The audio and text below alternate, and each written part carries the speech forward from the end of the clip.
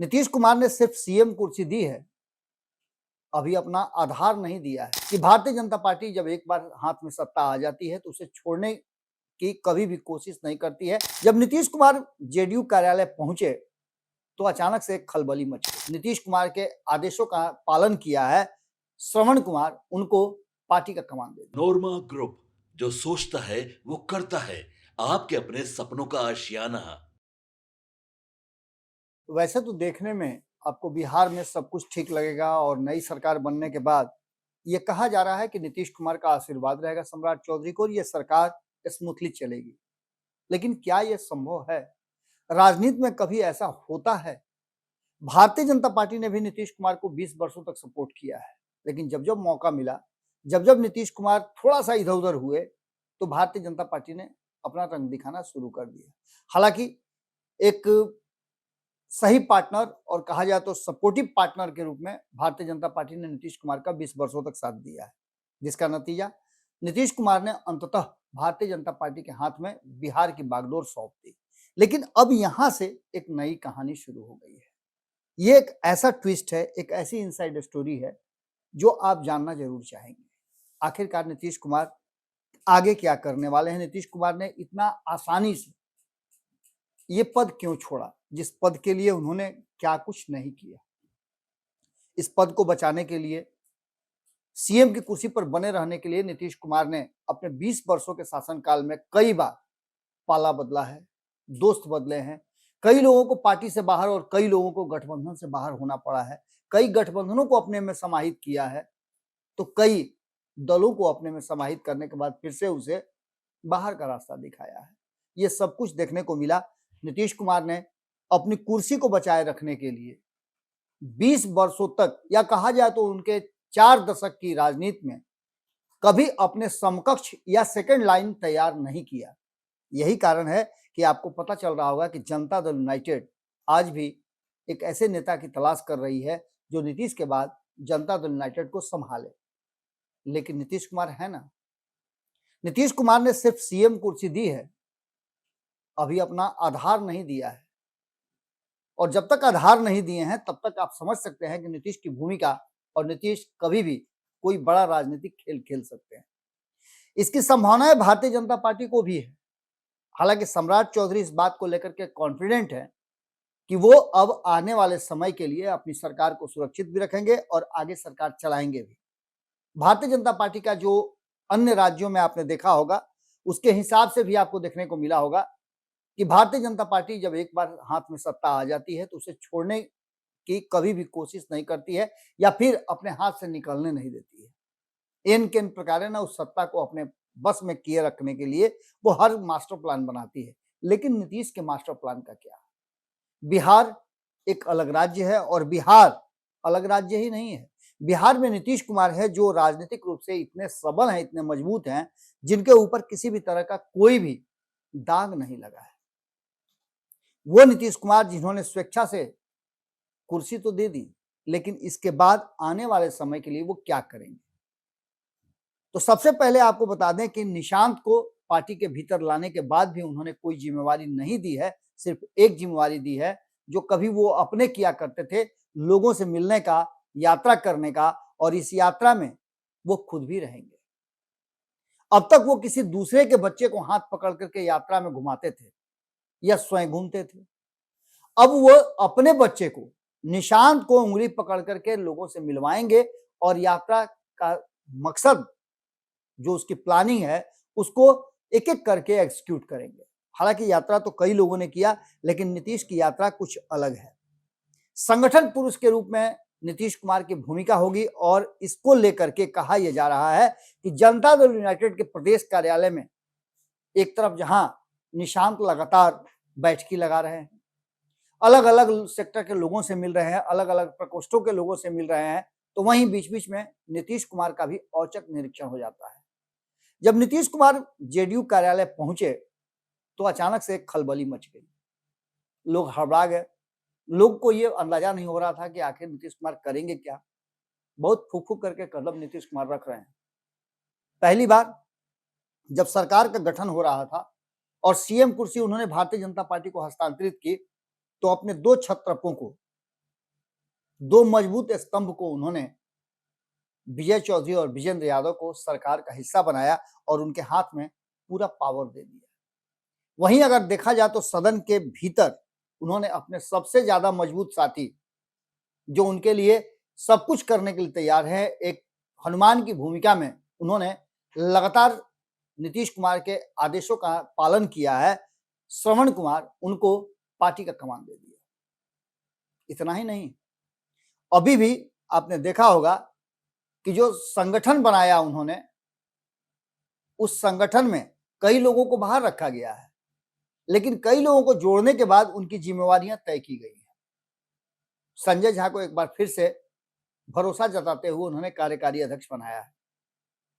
लेकिन इन सब के बावजूद जनता दल यूनाइटेड जो करने जा रही है, जिस काम का शुरुआत नीतीश कुमार ने किया है, एक नई जो वो कहा जाए तो प्लानिंग रच रहे हैं, उस प्लानिंग ने सबको पूरी तरह से संशय में डाल दिया है।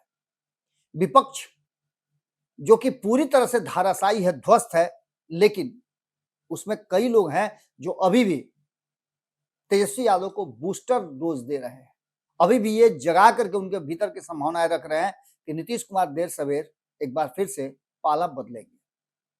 और इस उम्मीद में विपक्ष जो है कहीं ना कहीं आज भी इस आशा में आशान्वित है। लेकिन इन सब के बावजूद जो वर्तमान परिस्थिति बनी है, उसमें सम्राट चौधरी की सरकार किस तरह की होगी, हमने आपको कुछ लेआउट दिया था। कई लोग जो नीतीश कुमार के बहुत ज्यादा भरोसेमंद थे, उन लोगों को भी, चाहे वो भाजपा से जुड़े हों या किसी दल से जुड़े हों, नीतीश कुमार उन सभी लोगों को इस बार सरकार का हिस्सा बना करके एक अलग तरह से कोचिंग दे करके इस सरकार को चलाना चाहते हैं। कहा यह भी जा रहा है कि विपक्ष लगातार हमला कर रहा है कि नीतीश कुमार ने जब बिहार की राजनीति और बिहार के सत्ता से अपने आप को अलग किया है, तो परिस्थितियां बिल्कुल उलट है। स्थिति यह है कि जिन लोगों को सरकार का अंग बनाया है या भारतीय जनता पार्टी को जो सत्ता हस्तांतरित की है, उस सत्ता को चलाने के लिए जो जरूरी चीजें चाहिए वो प्रचुर मात्रा में नहीं है। धन की कमी आपने सुना होगा, लेकिन इस पर तो विजेंद्र यादव ने, जो कि वित्त मंत्री भी हैं बिहार के, पिछले सरकार में उन्होंने ही बजट पेश किया था, वो पूरी तरह से अब इस बात को लेकर के दावा कर रहे हैं, सदन में उन्होंने खुल करके कहा भी है कि किसी भी तरह की कोई धन की कमी नहीं है और कोई भी विकास कार्य नहीं रुकेंगे, लेकिन विपक्ष छोड़ नहीं रहा है। तो एक तो बात यह कही जा रही है कि नीतीश कुमार ने बिहार में जब सत्ता हस्तांतरित किया तो बिहार का खजाना बिल्कुल खाली था। एक कारण यह भी था कि नीतीश कुमार ने बड़ा स्मूथली सब कुछ दे दिया। दूसरी बात कि नीतीश कुमार ने प्रायोगिक तौर पे एक बार पहले भी ऐसा किया है। उन्होंने जीतन राम मांझी को कुर्सी पर बैठाया था, मुख्यमंत्री बना करके उन्होंने एक प्रयोग किया था, जिस प्रयोग में जीतन राम मांझी पूरी तरह से असफल साबित हुए, या फिर नीतीश कुमार को उनके कार्यशैली से नापसंदगी थी, उनकी कार्यशैली उन्हें पसंद नहीं थी, जिसके कारण उन्हें फिर से बेदखल किया गया। तो क्या आने वाले समय के लिए नीतीश कुमार ने भारतीय जनता पार्टी के लिए ही कुछ ऐसा सोचा है? आगे क्या करेंगे नीतीश कुमार, ये तो अलग बात है, लेकिन 2029 या 30 जब भी विधानसभा के चुनाव होंगे, उस समय तक भारतीय जनता पार्टी क्या करेगी, या उससे पहले नीतीश कुमार कोई बड़ा खेल रचेंगे, इसकी चर्चा लगातार हो रही है। और इंटरनल जो प्लानिंग है नीतीश कुमार की, उसने सबको चौंका के रखा है। नीतीश कुमार एक्शन में तो रहते ही हैं, जैसा कि आपको पता भी होगा कि नीतीश कुमार कहीं ना कहीं पूरी तरह से एक्टिव राजनीतिज्ञ हैं, और वो जब जनता दल यूनाइटेड के कार्यालय में पहुंच रहे हैं, निशांत को उन्होंने यात्रा करने का प्लान दे दिया है, उस यात्रा में बीच बीच में वो भी जुड़ते रहेंगे, ये भी बातें कही जा रही है। तो क्या ये सियासी संकेत है कि बिहार की राजनीति में जो लोग मान रहे थे कि मुख्यमंत्री की कुर्सी छोड़ने के बाद नीतीश कुमार एक सॉफ्ट एक्टिविटी करेंगे और उस एक्टिविटी को उस जगह तक लेकर के पहुंचाएंगे जहां जनता दल यूनाइटेड मजबूती के साथ सरकार का हिस्सा रहे, या फिर सत्ता परिवर्तन करके सरकार में फिर से मुख्य भूमिका में आ जाए? क्या होने वाला है ये तो अलग बात है, लेकिन संगठनिक फेरबदल के साथ साथ नीतीश कुमार ने जिस तरह से तैयारी की है और जिस तरह से निशांत एक्शन में आ गए हैं, लगातार लोगों से बातचीत कर रहे हैं और लोगों से जिस तरह से इंटरेक्ट कर रहे हैं, लोगों को अपनी तरफ आकर्षित भी कर रहे हैं। ये सारी प्लानिंग हमने आपको बताया था कि नीतीश कुमार ने हर प्लान को अपने हिसाब से मॉडल किया है और नीतीश मॉडल का जब प्लान होता है तो उसके मायने कुछ अलग होते हैं। ये बात अच्छी तरह से सम्राट चौधरी को भी पता है, उनके सभी साथियों को भी पता है। सम्राट चौधरी यही कारण है कि अब तक उन्होंने अपने हिसाब से नहीं बल्कि नीतीश कुमार के हिसाब से, उनके अनुसार, उनकी नीतियों के अनुसार सरकार चलाने का बार बार कोशिश किया है, लोगों को बताया भी है और नीतीश को इस बात का भरोसा दिलाया है कि जो आपने किया है हम उसी रास्ते पर चल रहे हैं। यह सिलसिला कब तक चलता है ये देखना बड़ा दिलचस्प होगा। इस बीच में आपको बता दें कि मंत्रिमंडल का विस्तार भी होना है। उस विस्तार को लेकर के हमने आपको बताया था, कई लोग नीतीश कुमार के पसंद हैं और उस पसंद को नीतीश कुमार चाहते हैं कि मंत्रिमंडल का हिस्सा रहें। जैसे कि आपको पता होगा कि वित्त विभाग उन्होंने अपने कब्जे में रखा है, गृह विभाग एक बार सम्राट चौधरी को दिया था, लेकिन अब जो स्थिति है उस स्थिति के अनुसार उन्होंने गृह विभाग को भी अपने पास लाने की कवायद शुरू कर दी है। कहा तो यह भी जा रहा है कि जो नीतीश कुमार के पास विभाग थे उस विभाग को वो अपने पाले में रखना है उनको, और उस पाले में रखने के लिए वो तैयारी शुरू कर चुके हैं। कई पुराने उनके मंत्रिमंडल के साथी हैं जिन्होंने अच्छा काम किया है, जिसमें उद्योग विभाग की बात करें तो उद्योग विभाग की तरफ से नीतीश मिश्रा ने जो काम किया था उसको लेकर के भी वो कहीं ना कहीं अब अपनी तैयारी कर रहे हैं।